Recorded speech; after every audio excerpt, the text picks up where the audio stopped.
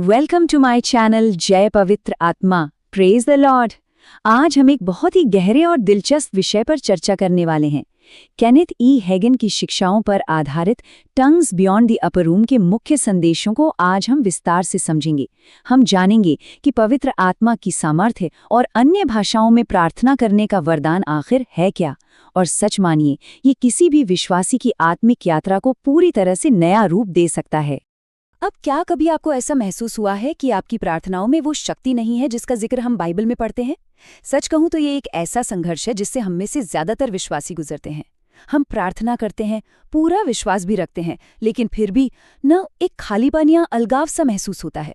पर घबराइए मत, ये कोई कमजोरी नहीं है, बल्कि ये हमारे विश्वास की यात्रा का एक हिस्सा है जहां हम इन आम रुकावटों को पार करना सीखते हैं। तो चलिए भाग 1 में गहराई से उतरते हैं, आम शक और गलतफहमियां। आप जानते हैं, सबसे बड़ी परेशानी पवित्र आत्मा के वरदान में नहीं है, बल्कि हमारी समझ में है। सही बाइबल शिक्षा न होने के कारण अक्सर लोग बेवजह डर जाते हैं। कुछ कहते हैं, अरे ये तो सबके लिए नहीं है, या ये शैतान की ओर से भी हो सकता है, या फिर अब तो ये वरदान खत्म हो चुके हैं। लेकिन जरा रुकिए, जब हम इन डरों की तुलना सीधे बाइबल के सच से करते हैं तो मरकुस 16:17 बिल्कुल साफ कहता है कि ये हर विश्वास करने वाले के लिए है। पवित्र आत्मा को ग्रहण करने से जिंदगी में डर नहीं, बल्कि हमेशा गहरे और सकारात्मक बदलाव आते हैं। इस बात को और अच्छे से समझने के लिए लूका 11:13 पर ध्यान देते हैं। जब तुम बुरे होकर अपने बच्चों को अच्छी वस्तुएं देना जानते हो, तो स्वर्गीय पिता अपने मांगने वालों को पवित्र आत्मा क्यों न देगा? सोचकर देखिए, क्या एक प्रेमी पिता कभी अपने बच्चों को कुछ भी नुकसानदायक देगा? बिल्कुल नहीं। ये आयत हमारे हर डर को जड़ से खत्म कर देती है। जो उसे खोजते हैं उन्हें वो अपना सर्वश्रेष्ठ वरदान देता है। भाग 2, पवित्र आत्मा को कैसे प्राप्त करें? आइए अब थोड़े व्यावहारिक हिस्से की ओर बढ़ते हैं। बहुत से लोग बस उलझन में इंतजार ही करते रहते हैं, लेकिन इसे ग्रहण करने के कदम बहुत ही साफ हैं। पहला, आपके अंदर एक गहरी आत्मिक प्यास होनी चाहिए। दूसरा, पूरे विश्वास के साथ परमेश्वर से मांगना। और तीसरा, आगे बढ़कर बोलना। जी हाँ, ये केवल बैठकर इंतजार करने की बात नहीं है, बल्कि विश्वास में कदम आगे बढ़ाने की बात है। जब पवित्र आत्मा सामर्थ्य देता है तो विश्वासी को शारीरिक रूप से अपने मुंह को खोलकर बोलना होता है। लूका 11:9 हमें याद दिलाता है, मांगो तो तुम्हें दिया जाएगा, ढूंढो तो तुम पाओगे, खटखटाओ तो तुम्हारे लिए खोला जाएगा। ये वचन उन सब के लिए एक तसल्ली है जो पवित्र आत्मा की खोज में है। इसके लिए आपको किसी लंबी चौड़ी या थका देने वाली तैयारी की जरूरत नहीं है। ये परमेश्वर का एक बिल्कुल मुफ्त वरदान है जिसे आपके विश्वास के जरिए तुरंत प्राप्त किया जा सकता है। और ये बात कितनी खूबसूरती से यूहन्ना 7:37 और 38 में दर्शाई गई है, जो प्यासा है वो आकर पिए, उसके अंदर से जीवन के जल की नदियां बह निकलेंगी। जब तक हमारी आत्मा में सच्ची भूख और खुलापन नहीं होगा, तब तक हम इस असीमित आत्मिक सामर्थ्य का अनुभव नहीं कर पाएंगे। सबसे पहली और अहम शर्त यही सच्ची प्यास है।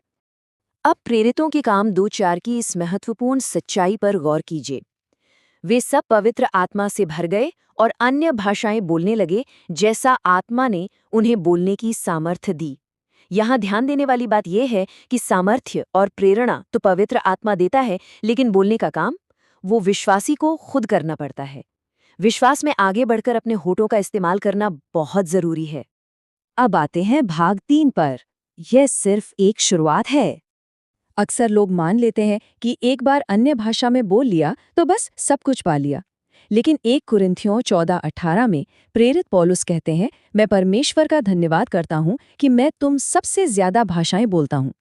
ये इस बात का सबूत है कि पौलुस ने इस वरदान को केवल एक बार का अनुभव नहीं माना।